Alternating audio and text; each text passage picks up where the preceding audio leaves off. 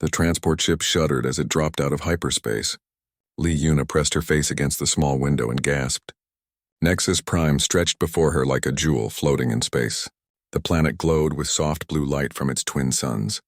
Massive space stations orbited around it like metal moons. "First time seeing Nexus Prime?" asked the pilot. He was a Taraxian with green scales and 4 yellow eyes. "Most humans get excited," Yuna nodded. She could not speak. 3 years of applications, tests, and interviews had led to this moment. She was going to the Galactic Academy. Only 2 other humans had ever been accepted before her. The Academy campus covered half a continent. From space, it looked like a silver city with towers reaching into the clouds. Yuna counted dozens of landing pads where ships from across the galaxy brought students. Her shuttle landed with a soft bump. The doors opened and warm air rushed in. It smelled different from Earth air. Sweeter somehow, more alive. Yuna grabbed her single bag and walked down the ramp. The landing pad buzzed with activity. Students from 12 different species moved around her. She saw the tall, thin Selvari with their 6 arms. The massive rock-like granite stomped past on heavy feet. Floating Viperins drifted by like living clouds of energy. They all stared at her. Yuna tried to ignore the looks. She had expected this. Humans were new to galactic society.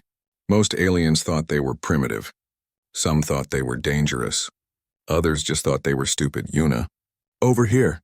She turned and saw another human waving at her. He was tall with kind eyes and messy black hair. He jogged over with a big smile. "I'm Kai Hosiak," he said, shaking her hand.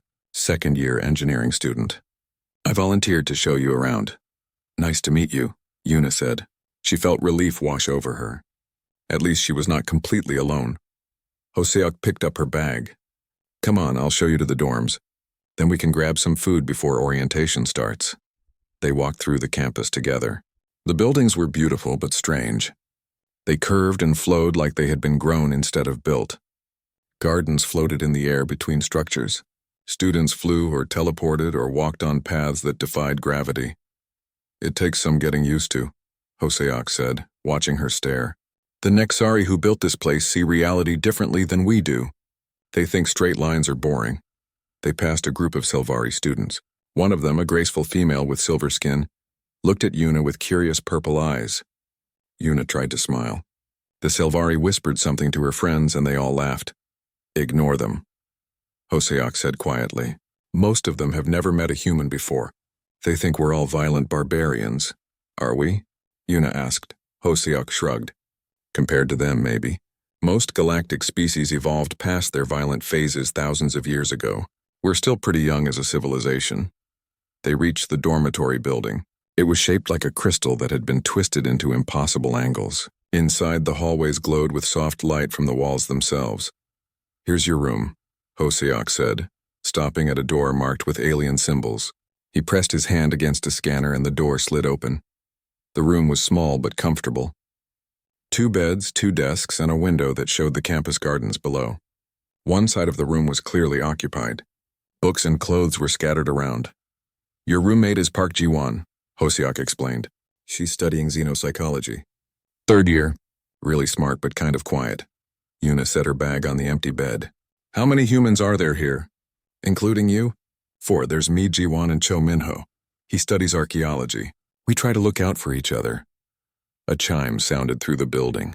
Hosiak checked his watch. "Lunchtime. Come on, let's get some food. Then I'll show you where your first class is." The dining hall was enormous. Hundreds of students sat at tables that floated at different levels throughout the space. Each species had their own section with food that met their needs. The human section was tiny. Just 4 tables in a corner. Hosiak led her to where 2 other students were sitting. "This is Lee Yuna," he said. "Yuna, meet Park Ji-won and Cho Minho." Ji-won was small with short black hair and serious eyes. She looked up from a tablet covered in alien writing and nodded politely. Minho was older, maybe 25, with a friendly face and calloused hands. He grinned and shook Yuna's hand firmly. "Welcome to the zoo," he said. "Hope you're ready for an adventure." "What do you mean?" Yuna asked, sitting down with a tray of food that looked mostly familiar. "The other species tolerate us," Ji-won said quietly, "but they don't really accept us. They think we got in through some kind of political favor instead of merit." "Did we?" Yuna asked. All 3 of them shook their heads. I scored in the top 1% on the engineering exams, Hosiak said. Jiwan broke records in psychology testing. Minho found artifacts that rewrote galactic history. And you? Minho asked Yuna. Combat strategy and xenobiology, she said. I got perfect scores on the tactical simulations. Figures, Jiwan said with a small smile. They probably think that proves we're all violent. After lunch, Hosiak walked Yuna to her first class, Advanced Quantum Physics with Professor Vextar. The classroom was shaped like the inside of a sphere. Students sat in floating chairs that could move in any direction. Professor Vextar was a crystalline. He looked like a living diamond that stood 3 meters tall. His voice rang like music when he spoke. Today we have a new student, he said as Yuna entered. His tone was not welcoming. A human. I trust she will try to keep up despite her species' limitations. Several students giggled.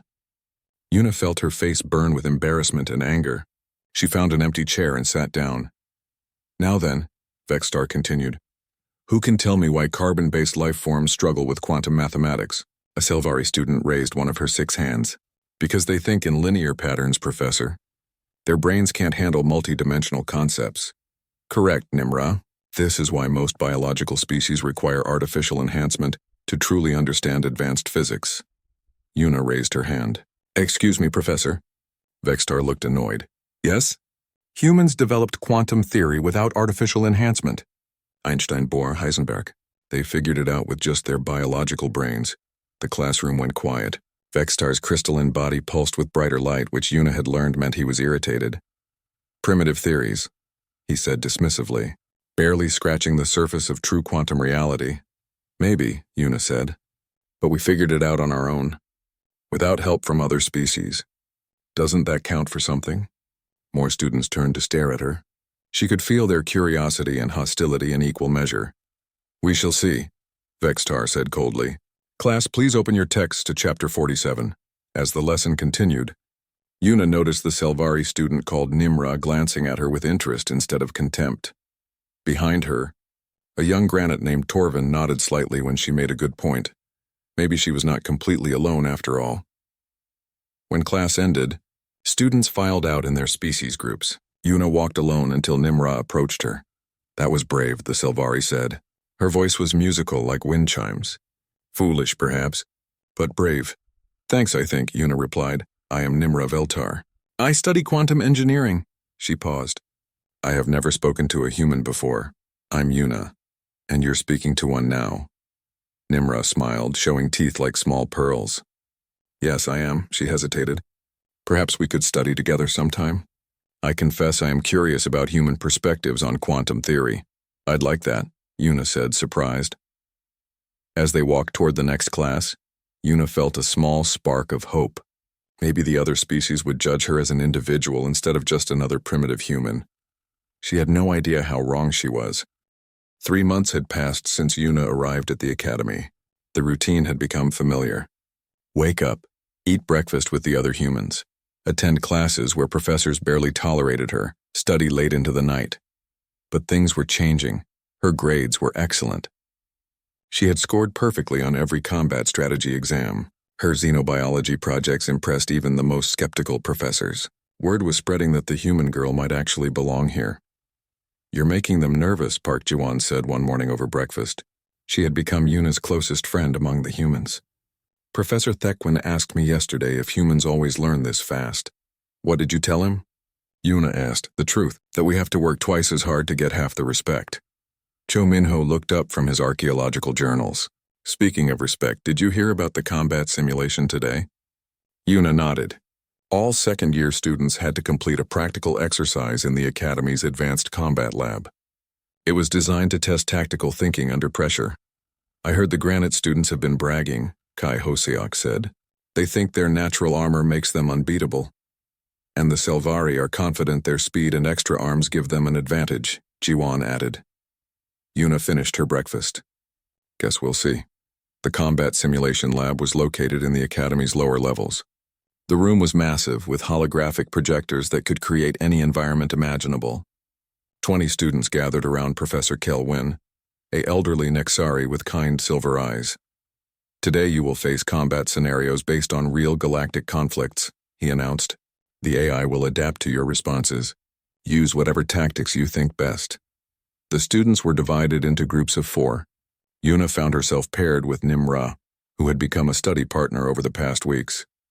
Also in their group were Torvin, the young granite who had shown her respect, and Zeppi, a curious Vaporan who glowed with soft blue light. The scenario is a hostage rescue, Professor Kaelwyn explained.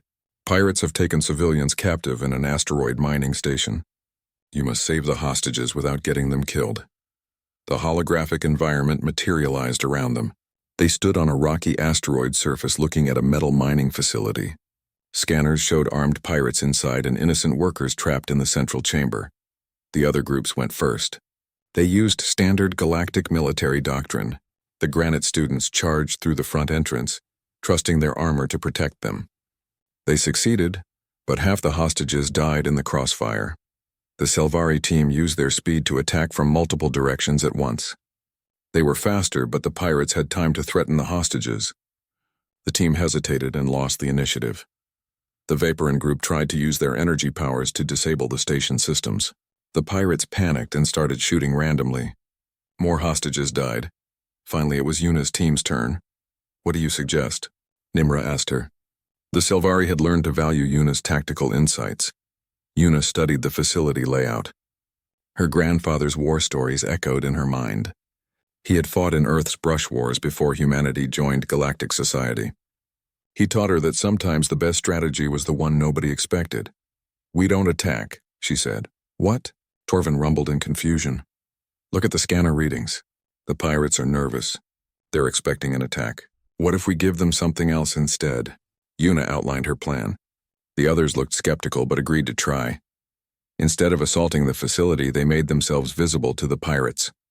Yuna had Zeppi create a bright light display that looked like equipment failure. Torvin used his strength to move large rocks, making it seem like the asteroid was unstable. Nimra used her technical skills to send false readings to the pirate sensors. It appeared that a massive solar storm was approaching and would destroy the asteroid in minutes. The pirates panicked. They had stolen an old cargo ship that could not survive a solar storm, but they needed the hostages alive to demand ransom. Yuna's team then revealed themselves as rescue workers who had come to evacuate everyone before the storm hit. The pirates, desperate to escape, allowed them to enter the facility. Once inside, Yuna used human psychology. She talked to the pirates like they were just people making bad choices instead of evil enemies. She offered them a way out that saved their lives and freed the hostages. Your ship can't handle a storm this big, she told the pirate leader, but if you let the workers go, we can all evacuate together in the rescue ships. The pirate leader, faced with certain death or possible escape, chose escape. The hostages were freed without a single shot being fired. The simulation ended. The room was completely silent. Professor Kaelwyn looked amazed. In 30 years of teaching, no student has ever solved that scenario with 0 casualties. How did you know the pirates would cooperate? Nimra asked. Most people aren't really evil, Yuna explained. They just make bad choices when they're scared or desperate. Give them a better option and they'll usually take it. Fascinating, whispered Zeppi. Human psychology is more complex than our databases suggest. After class, Professor Kaelwyn asked Yuna to stay behind. That was remarkable tactical thinking, he said. Where did you learn such strategies? My grandfather, Yuna replied. He was a soldier on Earth. He taught me that the best battles are the ones you don't have to fight. Wise words. I think you have much to teach us about unconventional warfare. As Yuna left the classroom, she noticed Admiral Techmore standing in the hallway. He was a high-ranking hegemony military officer who sometimes visited the academy. His 4 eyes followed her as she walked past. She had seen him watching her before during combat exercises. It made her nervous, but she tried to ignore it. That evening, the human students celebrated at their small table in the dining hall. You showed them today, Minho said proudly. Proved that humans can think differently. Maybe too differently, Jiwan said quietly. Did you see how some of the professors looked at you, like they were trying to figure out if you were dangerous? Yuna had noticed. The same tactical thinking that impressed Professor Kaelwyn seemed to worry others. Let them worry, Hosiak said. We belong here as much as anyone. But Yuna wondered if that was true. The way Admiral Techmore watched her suggested that someone was asking questions about human capabilities. and she was not sure she would like the answers they found. Later that night, as she studied in her room, Yuna noticed something odd. Her personal files had been accessed while she was at dinner. Someone had been looking through her records. She mentioned it to Jiwon, who checked her own files. "Mine too," Jiwon said with worry in her voice. "Someone's been reading all our personal information. Should we report it?" Yuna asked. "To who? We're the only humans here. If the administration wanted to investigate us, who would stop them?" Yuna lay awake that night thinking about her grandfather's stories. He had always said that being different made you either valuable or dangerous. Sometimes both. She was beginning to understand which one the galaxy thought humans were. First, the gravity generator in Minho's archaeology lab malfunctioned while he was examining delicate artifacts. Nothing was broken, but the incident report went into his permanent record. Then Hoseok's engineering project exploded during a routine test. The blast was small, but it happened in front of visiting dignitaries from the Hegemony Council. Hoseok's reputation took damage. Jiwon found her xenopsychology research deleted from the Academy computers. Weeks of work vanished without explanation. The tech support staff claimed it was a system error. "This isn't random," Yuna said during their emergency meeting in Hoseok's room. "Someone is targeting us, but who?" Minho asked. "And why now? We've been here for months without major problems." "Maybe because we're succeeding," Jiwon suggested. "My professors have been impressed with my work on alien behavioral patterns." What if someone doesn't want humans to excel here? Yuna had been thinking the same thing. Her combat strategy scores were the highest in her class. Nimra had even asked her to co-author a paper on unconventional tactical thinking. "We need proof," she said. "Real evidence that this is sabotage." The proof came 2 days later in the worst possible way. Yuna woke up feeling dizzy and confused. Her thoughts moved like thick mud. Simple math problems took forever to solve. During Professor Vextar's quantum physics class, she could barely follow the basic concepts. "Feeling unwell, human?" Vextar asked with obvious satisfaction. "Perhaps the advanced material is too challenging for your primitive brain after all." The other student snickered. Yuna wanted to defend herself, but the words would not come. Her mind felt wrapped in fog. It was Kim Yeri who figured it out. Yeri was the third human to arrive at the academy, starting her medical studies just 2 weeks ago. She was small and quiet, but incredibly observant. "You're being poisoned," she told the 4 humans during a secret meeting in the medical lab. "All of you. Something in the air system of your dormitory rooms. Poisoned." Hoseok looked shocked. "With what?" "A compound called Nexium-7, Yeri explained. "It's used in industrial processes here on Nexus Prime. Completely harmless to every known galactic species. But it affects human brain chemistry, slows down cognitive function, causes confusion and memory problems." "How do you know this?" Minho demanded. "I ran blood tests on myself when I started feeling stupid during lectures. Then I tested the air in our dormitory wing." She showed them a scanner display. "The Nexium-7 levels are 50 times higher than normal industrial background." "Can you prove it's intentional?" Yuna asked, trying to focus through the chemical fog in her brain. "The ventilation system in the human wing has been modified. Someone installed extra dispensers that release the compound during sleep cycles. You've been breathing it for weeks." The realization hit them all at once. Someone had been slowly making them stupid, making them fail, making them look like the primitive humans that many aliens expected them to be. "We have to report this," Jiwon said. "To who?" Yuna asked. "Think about it. Whoever did this has access to academy systems, dormitory maintenance, and chemical supplies. This isn't some student prank. This is organized," Yeri nodded grimly. "The modification to the ventilation system required administrative access codes. Someone in the academy leadership approved this." They sat in stunned silence. If the academy administration was compromised, they had nowhere to turn for help. "We need to get this poison out of our systems first," Yuna said. "Then we figure out who's behind it." Yeri had already prepared antidotes. Medical-grade air filters and neural stimulants. "It'll take a few days to clear your systems completely." "What about proof?" Minho asked. "We need evidence of who did this." "I'm working on it," Yeri said. "The chemical dispensers have serial numbers. I can trace where they came from." Over the next 3 days, as their minds cleared, the humans began to see the full scope of the conspiracy against them. Equipment failures, deleted files, and academic sabotage had all been carefully orchestrated, but they also discovered they were not completely alone. Nimra approached Yuna after combat strategy class. You seem different today, sharper, more like yourself. What do you mean? Yuna asked carefully. For weeks you have been slower in discussions, less creative in your tactical thinking. I thought perhaps you were losing interest. The Selvari's purple eyes showed genuine concern, but today you were brilliant again. What changed? Yuna made a decision. Can I trust you? I believe so. Yuna told her everything. About the poison, the sabotage, the conspiracy. Nimra listened with growing alarm. This is monstrous, she whispered. To attack students this way. It violates every principle the Academy stands for. Will you help us find out who's responsible? Yes, but we must be careful. If what you say is true, the people behind this are dangerous. Nimra's help proved invaluable. She had access to student records and faculty communications that humans could not reach. Within days, she uncovered a pattern. Look at this, she showed Yuna her tablet. Cross-referenced communication logs, supply requisitions, and maintenance schedules. There are 12 faculty and staff members who had access to everything needed for your sabotage. 12 suspects. That's manageable. But look at this. Nimra highlighted several names. 5 of them have been in private meetings with Admiral Techmore every week for the past month.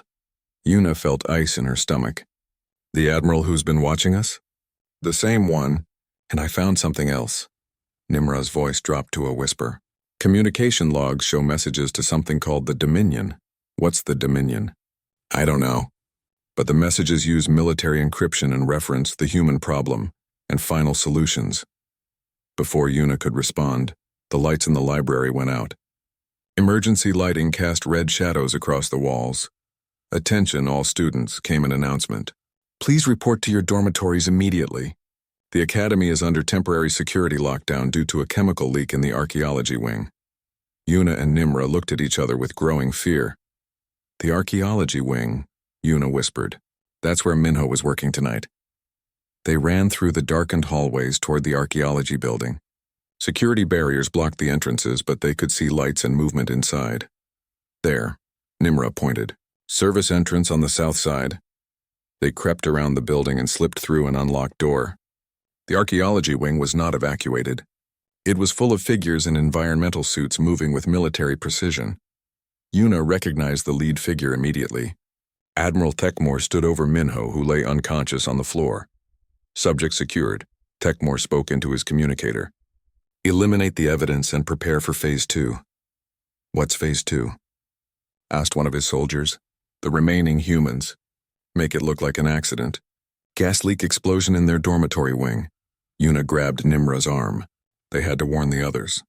But as they turned to leave, a powerful hand grabbed Yuna's shoulder. Going somewhere, human? She looked up into the 4 eyes of Admiral Techmore.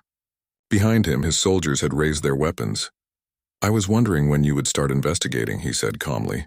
Took longer than expected. Perhaps the Nexium-7 was more effective than we hoped. Why? Yuna asked, trying not to show her fear. Because your species is a threat to galactic civilization. Your tactical thinking, your adaptability, your refusal to accept limitations. You represent chaos in an ordered universe. We just want to learn and belong. That's exactly the problem. You learn too quickly and adapt too well.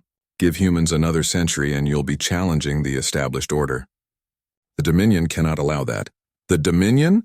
Species who understand that the galaxy must remain stable. That primitive races must know their place. His voice grew cold. Your place is extinction. Yuna felt rage building inside her. Not just at Techmore, but at the whole system that saw humans as a threat simply for being different. You're afraid of us, she said. We are cautious. There is a difference. No, Yuna continued, her voice growing stronger. You're afraid because we think in ways you can't predict or control. We solve problems you can't solve. We adapt when you just follow rules. Techmore raised his weapon. Your adaptability ends here. But before he could fire, the lights went out completely. In the darkness, Yuna heard Nimra's musical voice whisper, "Now we run." They ran through the darkened academy halls with Minho slung between them. Nimra had used her technical skills to trigger a campus-wide power failure, giving them precious minutes to escape. The medical wing, Yuna gasped as they stumbled through emergency lighting. Hieri can help Minho. Behind them, they could hear Techmore's soldiers spreading out to search the campus. Military boots echoed through the corridors like thunder. They found Hieri working by portable lights in her lab. She took one look at Minho's unconscious form and immediately began checking his vital signs. Neural suppressor, she diagnosed quickly. Military grade. He'll live, but he won't wake up for hours.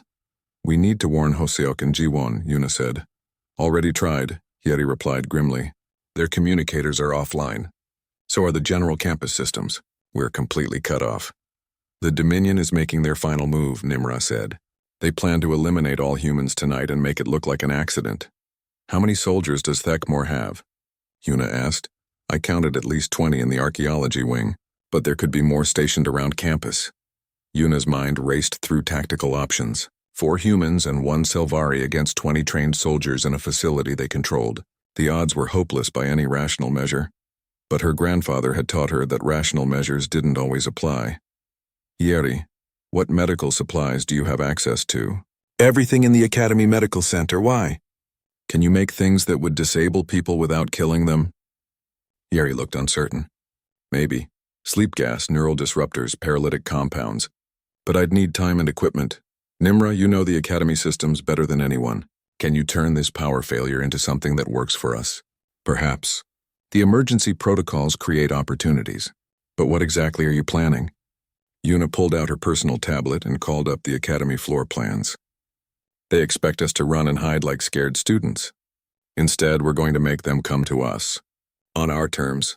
In a place where their numbers don't matter as much. She pointed to a section of the map. The Advanced Combat Strategy Classroom. It's designed for tactical simulations with full holographic environments.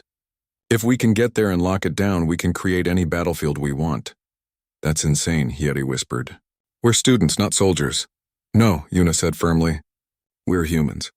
And humans fight when they have to. It took them an hour to prepare. Hieri synthesized a variety of non-lethal chemical weapons from medical supplies.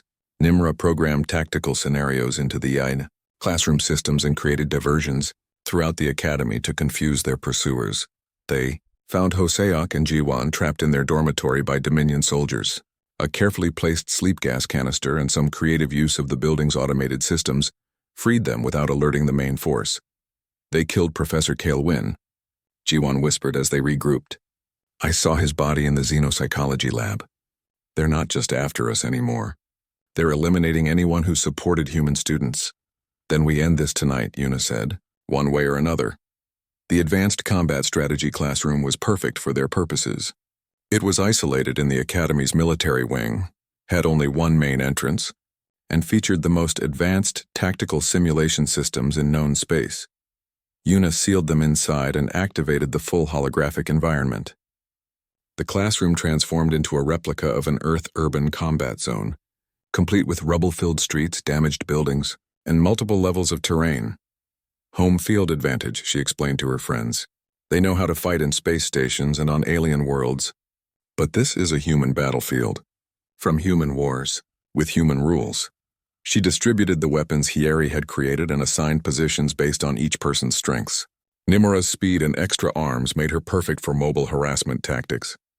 Hieri's medical knowledge helped her place paralytic traps at key choke points. Hoseok's engineering background let him rig environmental hazards throughout the simulated cityscape. Jiwon used her understanding of alien psychology to create false signals that would confuse the attackers. Minho, finally awake but groggy, was stationed in the safest position with instructions to document everything for evidence. Remember, Yuna told them as they took their positions, we're not trying to kill anyone. We just need to survive long enough to get proof of the conspiracy to the outside galaxy. Admiral Thekmor's voice echoed through the Academy communication system an hour later. Human students, we know you're in the tactical classroom. Surrender now and your deaths will be quick. Continue to resist and we will make them very slow. Yuna activated the external speakers. Come and get us. The first assault came within minutes. 12 soldiers in full combat armor tried to storm through the main entrance. They expected to find frightened students cowering behind overturned desks. Instead, they walked into a carefully planned ambush in an environment designed to negate every advantage they possessed. The holographic urban warfare zone was based on conflicts from Earth's violent history. Narrow alleys that channeled attackers into kill zones. Buildings with multiple floors and hidden passages.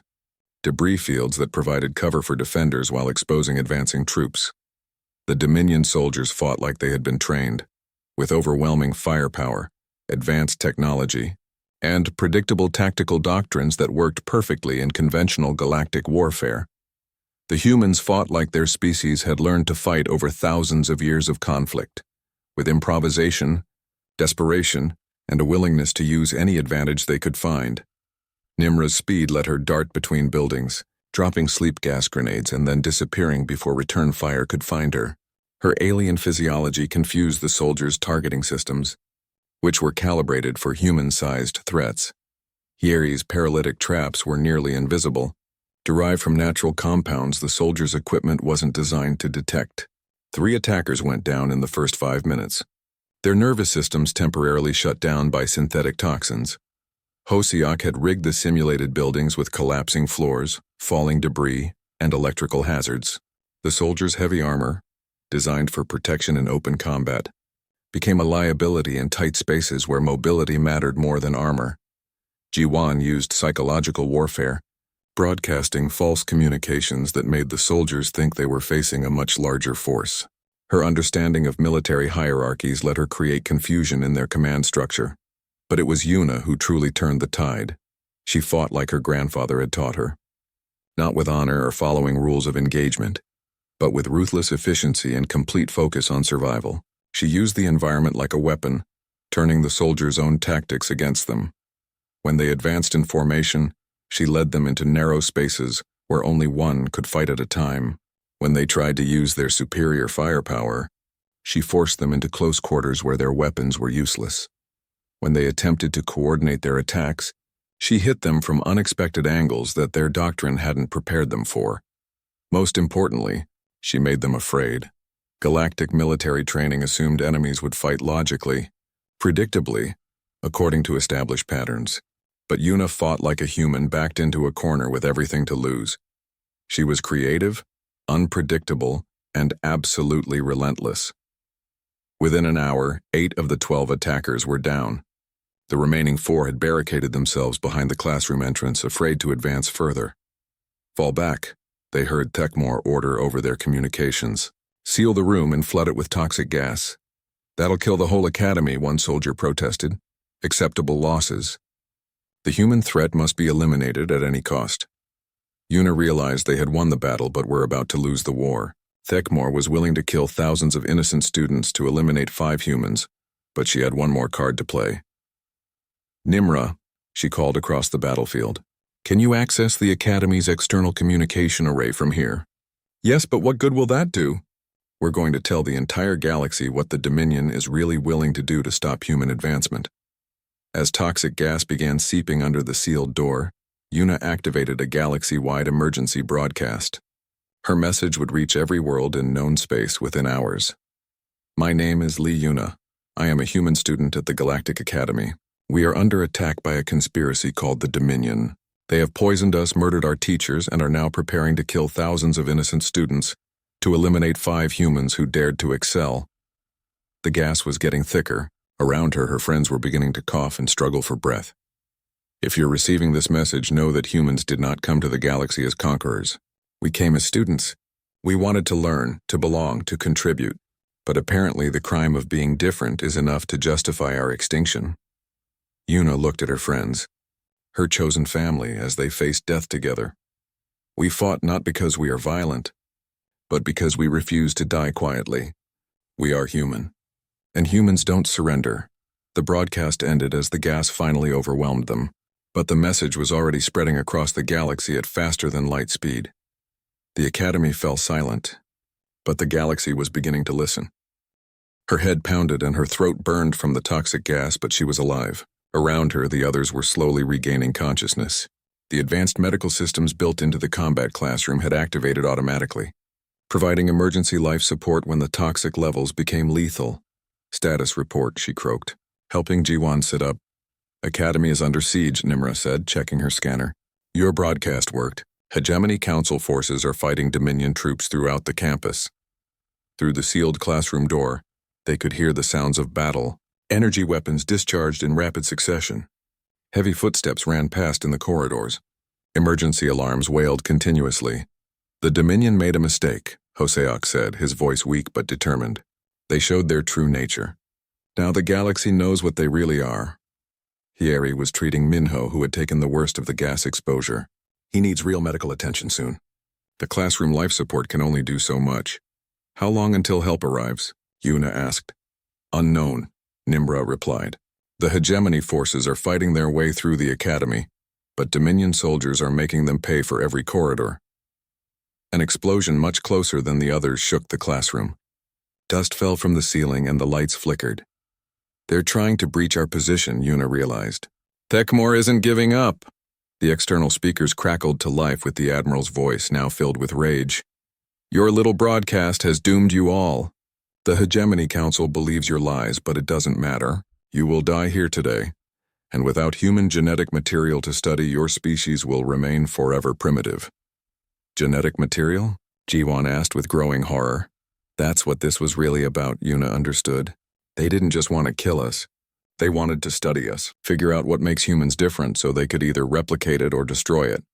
Another explosion, even closer. The classroom door was beginning to buckle under the assault. We need to buy time for the hegemony forces to reach us, Yuna said. But we can't fight a prolonged battle. We're too weak from the gas exposure. I have an idea, Nimra said suddenly. The classroom holographic systems are connected to the Academy's central computer network. I might be able to extend the simulation beyond this room. What do you mean? Turn the entire Academy into our battlefield. Give ourselves room to move while the Dominion soldiers have to fight in an environment we control. It was a desperate plan, but Yuna could see the tactical advantages. Do it! Nimra's 6 hands flew over the control panels with inhuman speed. Lines of code scrolled across multiple screens as she hacked into the Academy's most protected systems. Got it, she announced. Holographic projectors throughout the Academy are now under our control. The change was immediate and dramatic.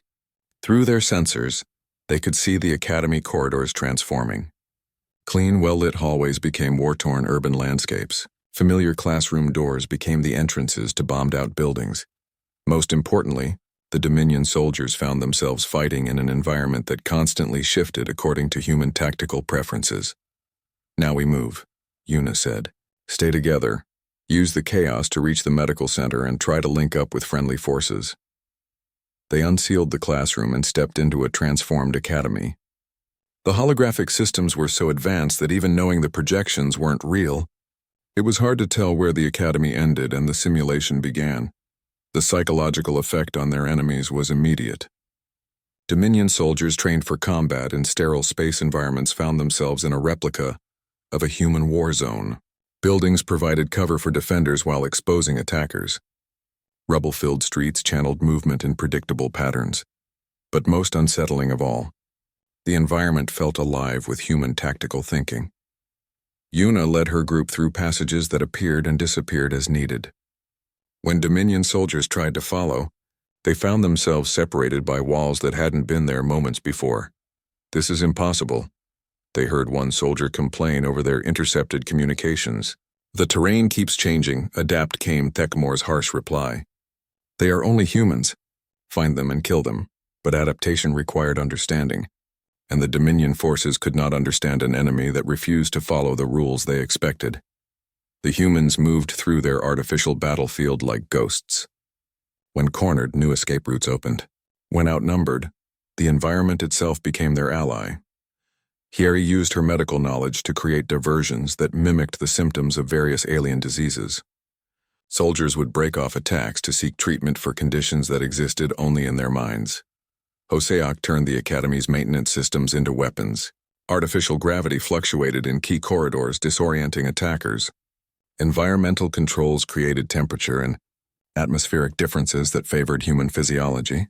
Jiwon's understanding of alien psychology let her craft false communications that sent Dominion forces chasing shadows while the real target slipped away unnoticed.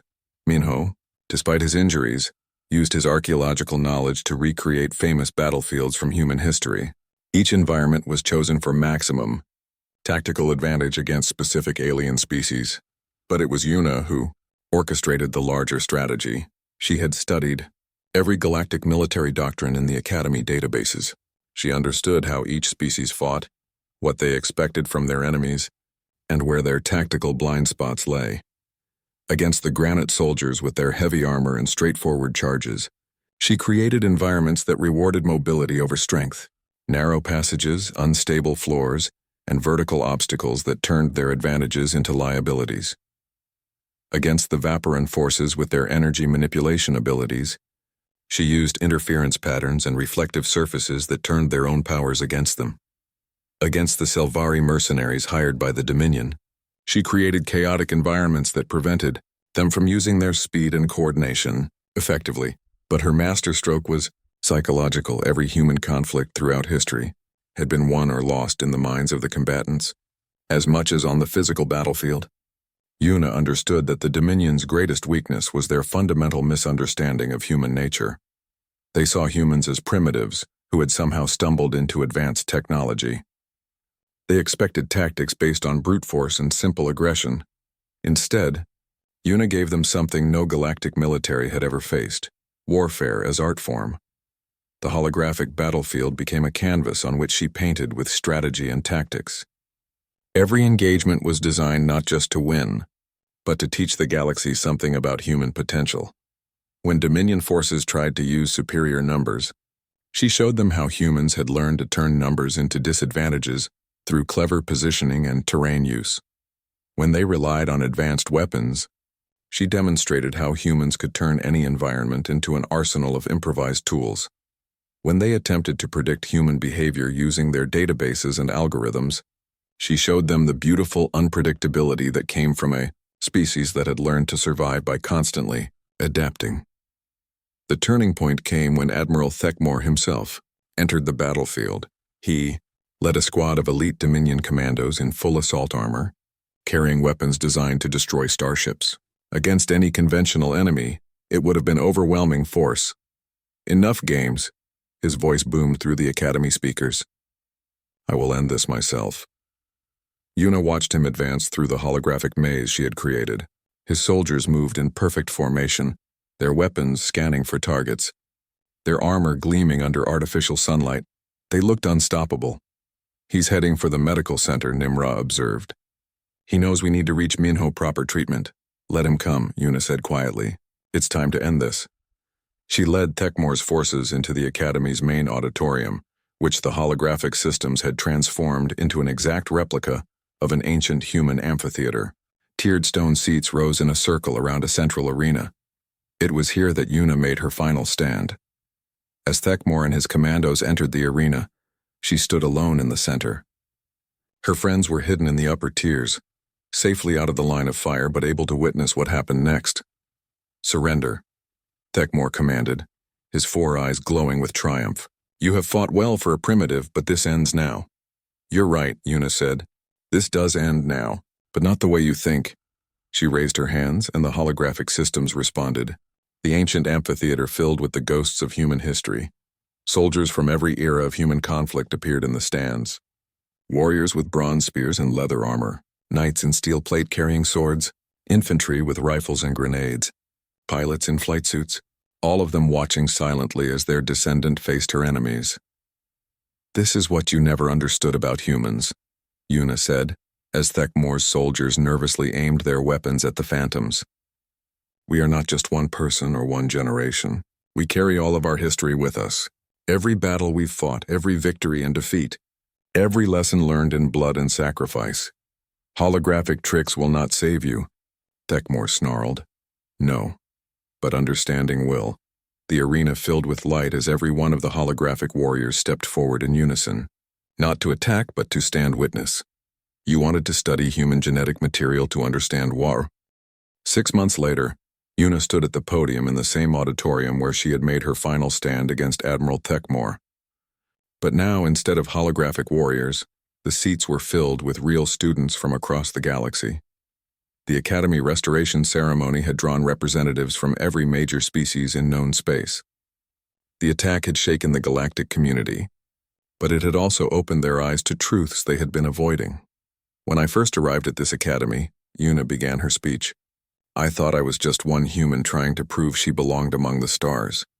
I never imagined that fighting for that belonging would change how the galaxy sees my entire species. In the front row sat her friends, who had stood with her through everything. Nimra had been awarded the Academy's highest honor for courage.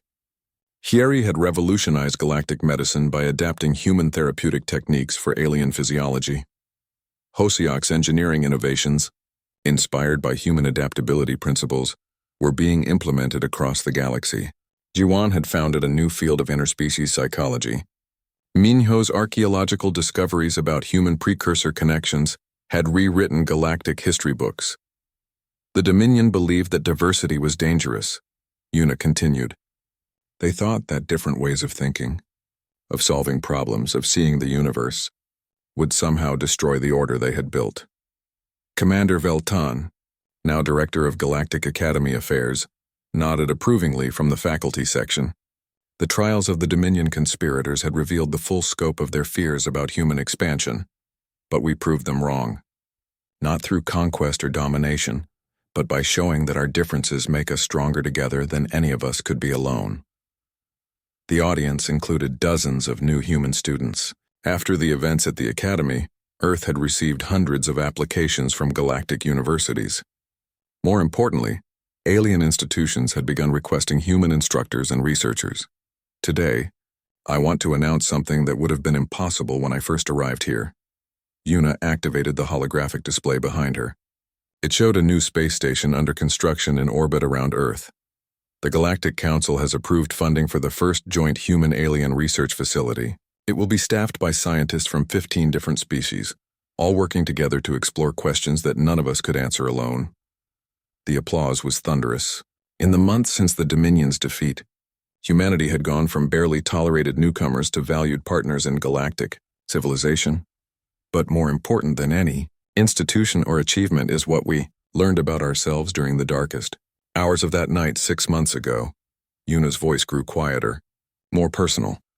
We learned that being human isn't about being perfect or superior to anyone else. It's about refusing to accept that different means dangerous. It's about adapting when others say adaptation is impossible. It's about protecting each other when protection seems hopeless. She looked directly at the camera broadcasting her speech across the galaxy. The Dominion tried to eliminate us because they feared what humanity might become if we were allowed to grow and learn alongside other species. They saw our potential and decided it was a threat. A pause as she gathered her thoughts. They were right to see our potential, but they were wrong to fear it. The holographic display changed to show images from across human space. Cities where humans and aliens worked side by side. Research stations where impossible problems were being solved through combined efforts. Schools where children of different species learned together. We are not the same species that left Earth a generation ago. Contact with galactic civilization has changed us, just as our presence has changed the galaxy. We are becoming something new together. In the audience, she spotted Dr. Kelwin's replacement, a young Nexari professor who had specifically requested to teach at the Academy because of its new reputation for innovative thinking. The classroom that became a battlefield taught us that humans fight differently than other species. Not better, not worse, just differently. We fight with creativity when others use overwhelming force. We adapt when others follow doctrine. We improvise when others rely on technology. But most importantly, we fight for each other, for the idea that everyone deserves a chance to prove what they can become. The ceremony continued with awards and recognition for the heroism shown during the crisis. But Yuna's mind wandered to a conversation she'd had with Nimra the night before. Do you think it was worth it? Her Sylvari friend had asked. The pain, the fear, nearly dying for the chance to study among the stars? Yuna had considered the question carefully. Ask me again in 50 years when human children grow up thinking it's normal to have alien classmates. When Sylvari engineers use human problem-solving techniques, when granite philosophers study human adaptability theory. And what will you tell me then? That some fights are worth fighting even when you can't see the end. That belonging isn't something you're given. It's something you create through courage and sacrifice. Now, as she concluded her speech to the assembled representatives of galactic civilization, Yuna felt the truth of those words. The galaxy is vast and full of wonders we're only beginning to understand. No single species, no matter how advanced, can explore all of it alone. We need each other's strengths, perspectives, and yes, even our different ways of fighting when fighting becomes necessary. She gestured to include the entire audience. Humans came to the stars as students. We wanted to learn from species that had traveled between worlds while we were still discovering fire, and we have learned so much. But we also brought something to teach.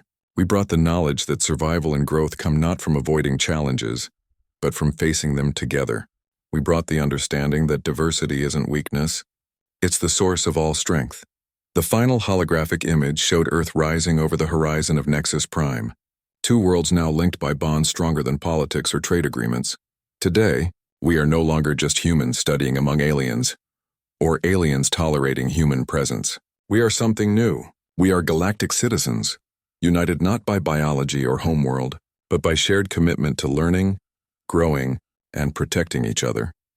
As the ceremony ended and the audience began to disperse, Yuna was approached by a young granite student. "Professor Lee," the student said in the careful English he was still learning, "I want to study human military history. Will you teach me?" "Why do you want to learn about human warfare?" Yuna asked gently. "Because my people are strong, but we think only in straight lines. You showed us that strength without flexibility is just another kind of weakness. I want to understand how to be strong and flexible together." Yuna smiled. This was exactly why the fight had been worth it. "Classes start next semester," she said. "But be warned, human military history can be disturbing. We were not always noble in our conflicts, I understand. But I also heard that humans learn from their mistakes instead of just forgetting them. That seems like the most important lesson of all." As the student walked away, Yuna reflected on how much had changed. The academy that had once barely tolerated human presence now had a waiting list of alien students wanting to learn from human instructors. The species that had been seen as primitive and dangerous was now recognized as bringing unique and valuable perspectives to galactic civilization. Most importantly, the galaxy had learned that advancement didn't require abandoning what made each species special. It required embracing those differences and finding ways to combine them into something greater than any could achieve alone. Later that evening, Yuna stood in her new office overlooking the academy grounds. Her title was Director of Interspecies Tactical Studies, a position created specifically for her after dozens of worlds requested access to human strategic thinking. On her desk sat a message from Earth's government. It was an official invitation to return home as humanity's first ambassador to the Galactic Council. But as she watched alien and human students walking together through the campus gardens, she knew her answer. Her place was here, teaching the next generation of galactic citizens that differences were strengths, that adaptation was survival, and that sometimes a classroom had to become a battlefield before it could become a bridge between worlds. The war was over. The real work was just beginning, and for the first time since arriving at the academy, Yuna looked up at the stars not as a human trying to find her place among aliens, but as a galactic citizen, helping to build a future where such distinctions mattered less than the courage to face the unknown together.